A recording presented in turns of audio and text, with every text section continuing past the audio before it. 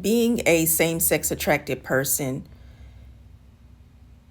you can kind of recognize the differences between people within the lesbian, gay, bisexual, and LGBTQIA plus community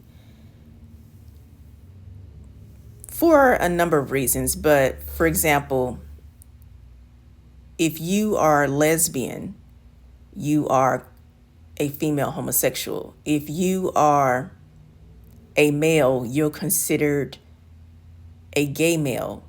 And usually they use the term gay referring to gay males, but it can be used interchangeably for female and male homosexuals.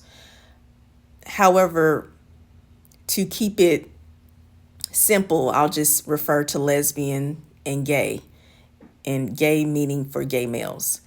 And we're primarily different because we have separate or different genders. So that automatically makes us different from one another. However, what we do share in common is that we are same-sex attracted people. We are homosexual, and we are able to share that in common. But we do experience life differently, and our differences does not mean that they are negative or detrimental.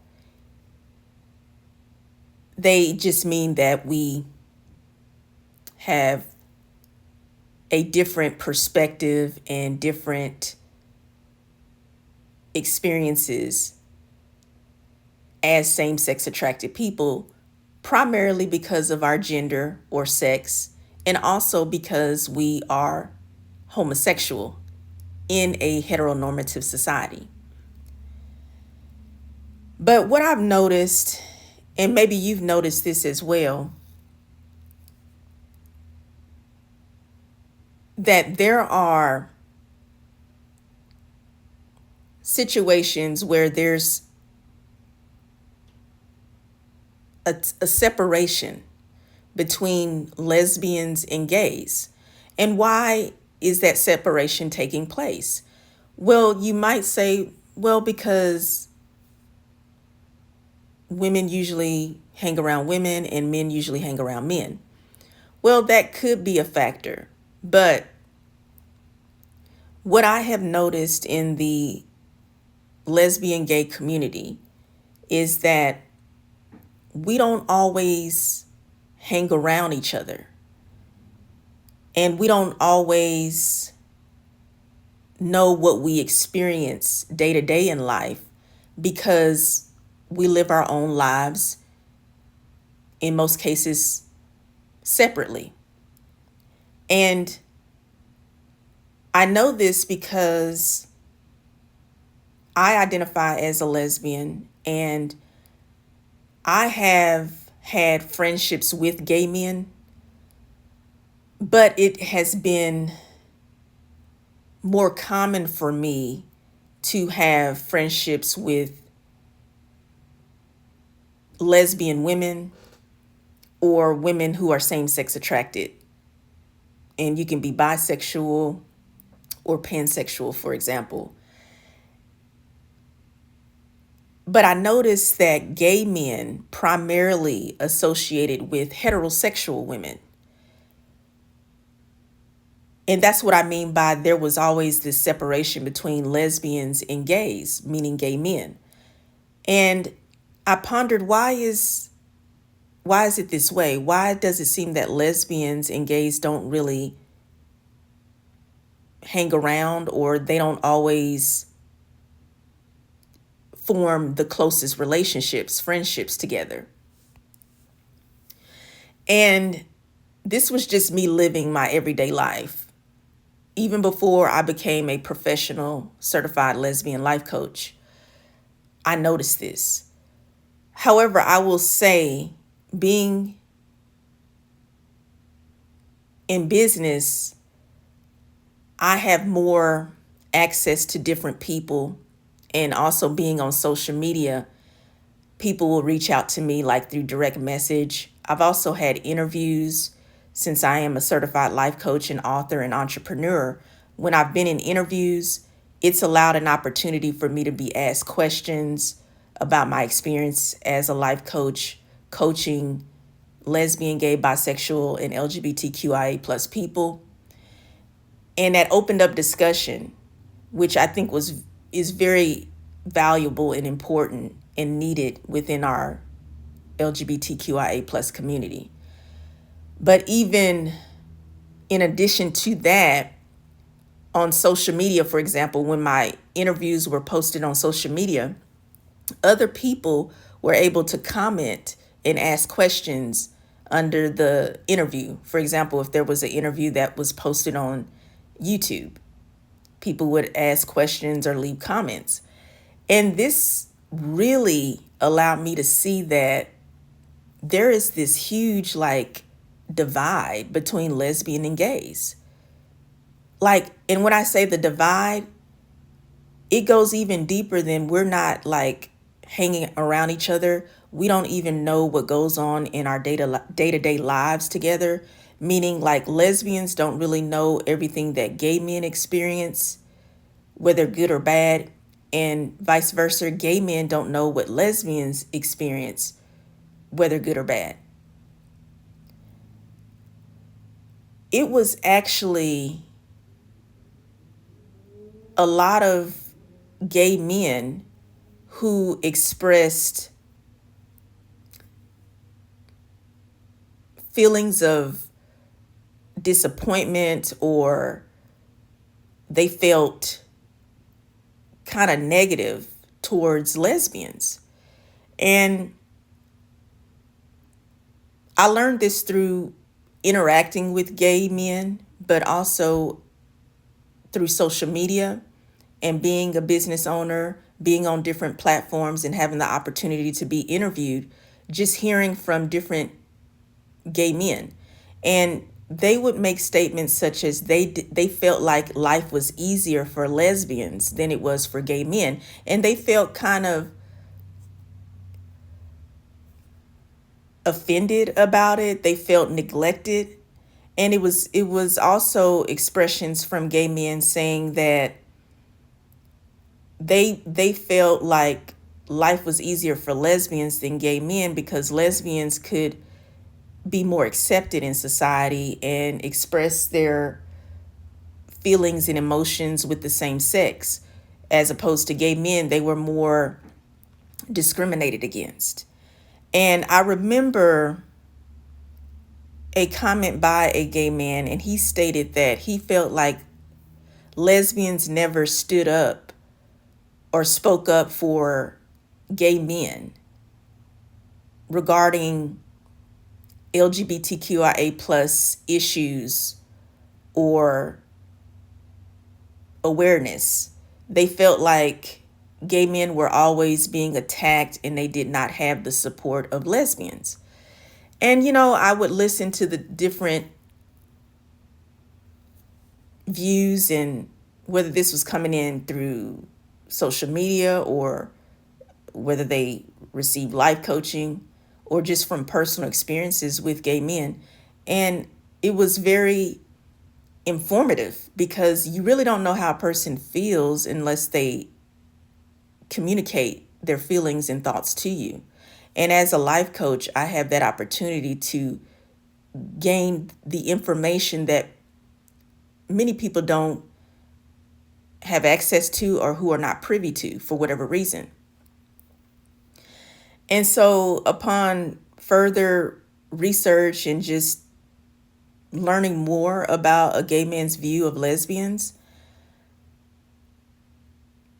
I discovered that most people within the lesbian gay community don't have enough information about each other. For example, I wrote a book and it's titled Lesbian Erasure: How to Cope, Black Lesbian Edition. And in my book, I address many of the societal issues that lesbians face, such as being invisible to society or considered to be an unreal sexual orientation, meaning that lesbians really don't exist and that all women are attracted to men, both romantically and sexually. And lesbian erasure is a real issue in society, but I provide statistics as well as documented evidence about the lesbian experience. And if you know the history of lesbians, let me tell you a profound historical event that happened within the LGBTQIA plus community.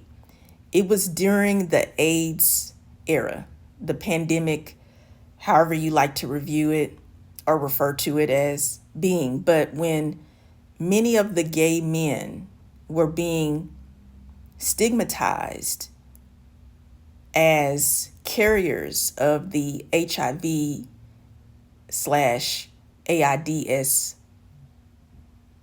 virus, they were stigmatized harshly. Many of them were unfortunately passing away due to this illness. And the acronym LGBTQ was not always in that order. The original acronym used to be GLBT. I'll repeat, the original acronym was GLBT, which was meaning gay, lesbian, bisexual, transgender. Gay men who were very ill, passing away during that era. It was like in the 1980s, for example. A lot of death, a lot of loss due to HIV/AIDS.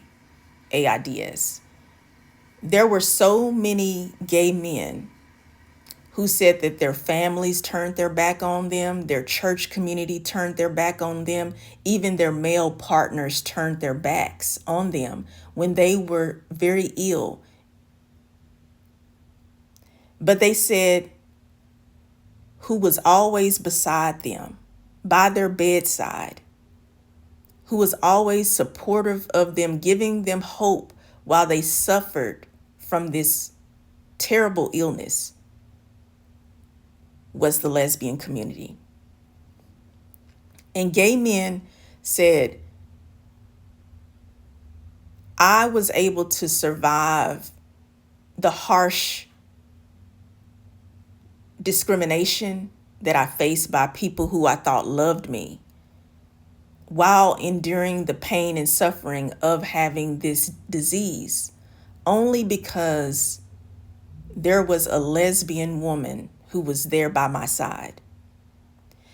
And gay men said, we want to show our appreciation for lesbian women for supporting us through this harsh, terrible crisis by changing the acronym from GLBT to LGBT. So they changed the initials around in the acronym to LGBT because they wanted to show their honor and appreciation for lesbian women who supported them and who were in their lives. And that's why you see the acronym as being LGBT. And of course, there are other people within the same-sex attracted community who have sexual orientations and ways that they identify in gender. So you have LGBTQIA plus to show recognition and awareness for all of us. And when I shared this information with a lot of the gay men, they were blown away about this information. They had no idea why the acronym was as LGBT and that it used to be GLBT. So a lack of information can cause people to not be aware of the history and the relationships that we shared as lesbian and gay people. And many gay men, I've talked to like gay men from the generations before me, you know, like one generation ahead of me or two generations ahead of me, just getting information. And they always said that because this is a male-dominated society, when you would go to the neighborhoods that had what they call the gay scene or the gay neighborhood, the stores, the clubs, they primarily were dominated by gay men. There was no lesbian visibility. And that also was their decision why they decided to change the acronym from GLBT to LGBT, because they saw and recognized that lesbians were not getting the recognition and the honor that they deserved. Because when the 60s and the 70s and the 80s, those decades, those were very trying, difficult times for the lesbian gay community. And we were more together then. I'm not saying I was there physically. I wasn't there, of course. I wasn't even born yet. But just studying your history and seeing people at like gay parades or just talking to people that's older than you, that's a generation above you, you will learn so much and you will see that they were closer then. But now in more modern society, I would say like after the 1990s, especially the 2000s, there started to be this separation and divide between lesbians and gays. Well, why was that? You would think that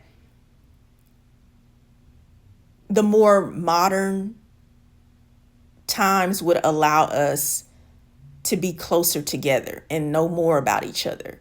But it seems like there's still so much separation. There's so much misinformation. And it's very ironic because we live in the information age. We are in the age of technology where you can get on social media and just at the click of your mouse, watch a video or just read an article, whatever you want to do, and you will learn about whatever you want to learn about. But yet we're so separated. We're so disconnected. And the reason why I believe this is happening is because social media has kind of created this distance between us. It's created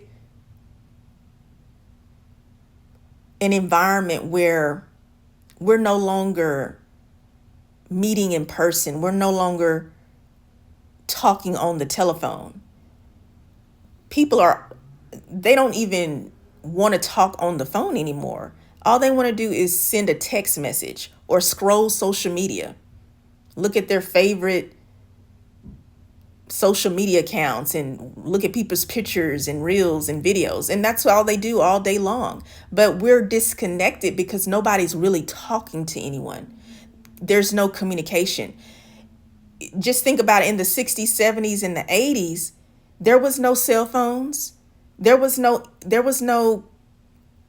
laptops and computers, and the internet didn't come into existence, I believe, until, well, it was like the computer started in the 1980s, but there still wasn't the internet. The internet started, I believe, in 1990, if I'm not mistaken. So That's why I mentioned after 1990, the world started changing. We started being more disconnected. But that's why I think it's so important for us to communicate with each other and share ideas and learn about each other. And that's a big reason why I started my YouTube channel. Because if you are lesbian, gay, bisexual, pansexual, trans, asexual, intersex, whatever your sexual orientation or gender identity, you are welcome to come here and subscribe to my YouTube channel and interact and engage. As long as we are polite and respectful and considerate of one another, you're welcomed here. And I appreciate all of the gay men who have subscribed to my YouTube channel. I've actually had, some discussions with some gay men on some of my videos, or them sending me emails or direct messages. It's wonderful because we need to get to know our side of the story so you won't be deceived, because we live in a heteronormative society and they want to see us divided. So it's so important that we stay together and that we learn together and love. And that's what it's all about. So I appreciate you for listening. Please subscribe to my YouTube channel. I am Giselle Wallace, certified life coach and author. And if you would like to receive life coaching, I do provide one-on-one life coaching, also group coaching. You can find out how to sign up for one-on-one life coaching or group coaching here on YouTube below this video in the description box. I'll be glad to hear from you. Let's stay connected. Have a beautiful day.